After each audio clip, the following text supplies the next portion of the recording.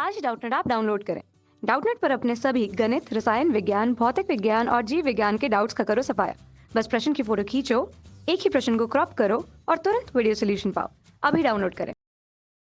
दोस्तों, दिया गया प्रश्न है, निम्नलिखित की परिभाषा दीजिए। पहला है शून्य सदिश, दूसरा है समान सदिश, तीसरा है विपरीत सदिश, चौथा है एकांक सदिश, पांचवा है समरेखी सदिश और छठा है समतलीय सदिश। तो दोस्तों आइए इस प्रश्न को हल करते हैं। हल। तो मेरा पहला प्रश्न है दोस्तों शून्य सदिश। पहला प्रश्न है शून्य सदिश। तो दोस्तों वैसा सदिश जिसका परिमाण का मान शून्य हो उसे हम शून्य सदिश कहते हैं। तो आइए इसका हम परिभाषा लिख लेते हैं। तो शून्य सदिश क्या हो गया दोस्तों? वैसा सदिश जिसका परिमाण की मान शून्य हो, यानी हम शून्य सदिश को एक बहुत ही छोटे बिंदु से दिखा सकते हैं। मान लीजिए ये बहुत ही छोटे बिंदु है जिसका परिमाण अगर निकालें हम तो लगभग शून्य के बराबर होगा, तो इसे हम शून्य सदिश कहते हैं।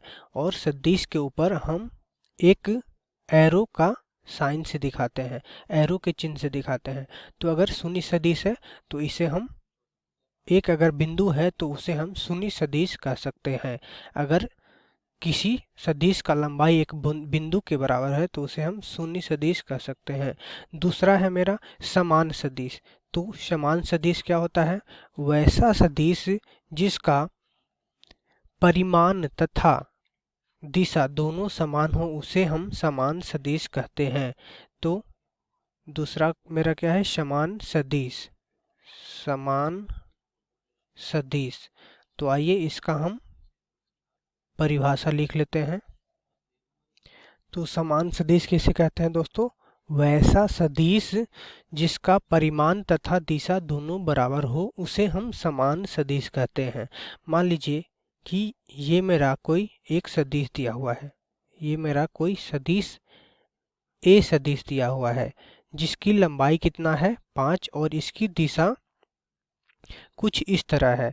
और एक दूसरा सदिश और है जिसका भी लंबाई, मान लीजिए कि इसका भी लंबाई 5 मीटर है, इसका भी लंबाई 5 मीटर है और इसका भी दिशा इसी ओर है। और ये कौन सा सदिश है? ये मेरा कोई दूसरा सदिश भी है। तो हम कह सकते हैं कि सदिश ए बराबर सदिश बी होगा। यहाँ पे सदिश का परिमाण और उसका दिशा दोनों बराबर है, तो इसलिए हम ए और बी को बोल सकते हैं कि दोनों बराबर है। तीसरा है विपरीत सदिश। तो विपरीत सदिश किसे कहते हैं? विपरीत सदिश उसे कहते हैं जिसका परिमाण तो बराबर है लेकिन दिशा एक दूसरे से विपरीत हो। तो तीसरा में क्या बताना है? विपरीत सदिश।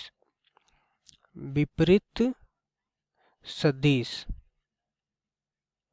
तो विपरीत सदिश कैसा हो जाएगा? मान लीजिए कि ये मेरा एक सदिश ए है जिसका परिमाण 5 मीटर है और इसकी दिशा इस तरह है। और मान लीजिए कोई दूसरा सदिश जिसका परिमाण तो 5 ही मीटर है लेकिन इसकी दिशा इससे विपरीत है। तो इन दोनों को एक दूसरे का विपरीत सदिश बोलते हैं। मान लीजिए ये सदिश ए है और ये सदिश बी है, तो इन दोनों को हम क्या बोल सकते हैं कि ए और बी विपरीत सदिश है। तो विपरीत सदिश का हम परिभाषा लिख लेते हैं।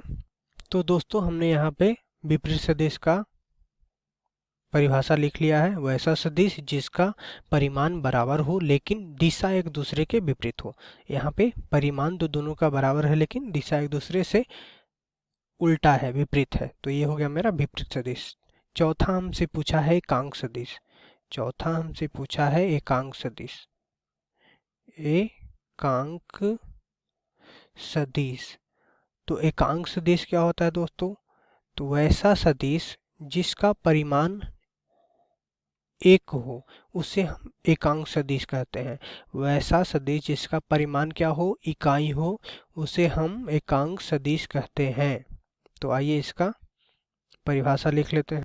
तो एकांक सदिश क्या हो गया? वैसा सदिश जिसका परिमाण इकाई के बराबर हो उसे हम एकांक सदिश कहते हैं। मान लीजिए कि ये मेरा कोई दिया हुआ सदिश है जिसका अगर परिमाण एक इकाई हो, परिमाण एक इकाई हो, तो इस सदिश को हम एकांक सदिश बोलते हैं।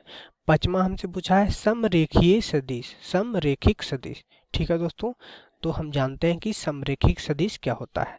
पांचवा हमसे क्या पूछा है, समरेखिक, समरेखिक सदिश, समरेखिक सदिश।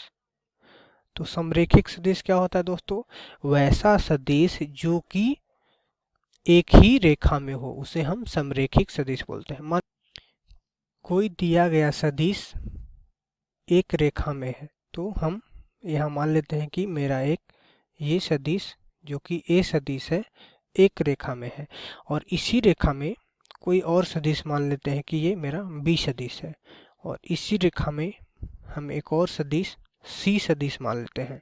ठीक है दोस्तों, तो सदिश ए, सदिश बी तथा सदिश सी तीनों क्या हैं, समरेखीय सदिश है। तो अगर हम इसका परिभाषा लिखें तो क्या हो जाएगा, आइए लिख लेते हैं। तो समरेखीय सदिश क्या हो गया, वैसा सदिश जो एक ही रेखा में हो। तो मेरा यहाँ ए, बी तथा सी तीनों समरेखीय सदिश है। और छठा हमसे क्या पूछा था, समतलीय सदिश क्या होते हैं। तो आइए हम देख लेते हैं कि समतलीय सदिश क्या होते हैं। कौन सा सदिश, समतलीय सदिश। तो दोस्तों अगर हम समतलीय सदिश को समझें तो ये होता है वैसा सदिश जो कि एक ही तल में स्थित हो, उसे हम समतलीय सदिश बोलते हैं। मान लीजिए कि ये मेरा जो बोर्ड है, इसी के प्लेन में मान लेते हैं कि सदिश है। मान लेते हैं ये मेरा एक सदिश है ए सदिश, इसी प्लेन में एक और सदिश है बी सदिश, इसी प्लेन में एक और सदिश कहीं यहाँ पे है सी सदिश। तो तीनों ए, बी तथा सी समतलीय सदिश होंगे। तो आइए हम समतलीय सदिश का परिभाषा लिख लेते हैं। तो समतलीय सदिश क्या हो गया दोस्तों, वैसा सदिश जो एक ही समतल में स्थित हो उसे हम समतलीय सदिश कहते हैं। तो यहाँ हमसे पूछा गया था शून्य सदिश, समान सदिश, विपरीत सदिश, एकांक सदिश, समरेखीय सदिश, समतलीय सदिश सभी का परिभाषा। तो हमने यहाँ पे परिभाषा देख लिया है और यह भी समझ लिया है कि ये क्या होते हैं। ठीक है दोस्तों, धन्यवाद। कक्षा 6वीं से 12वीं से लेकर नीट, IIT, जेईई वो एडवांस के लेवल तक 1 करोड़ से ज्यादा छात्रों का भरोसा। आज ही डाउनलोड करें डाउटनेट ऐप या व्हाट्सएप करें अपने सारे डाउट्स 8400 400 400 पर।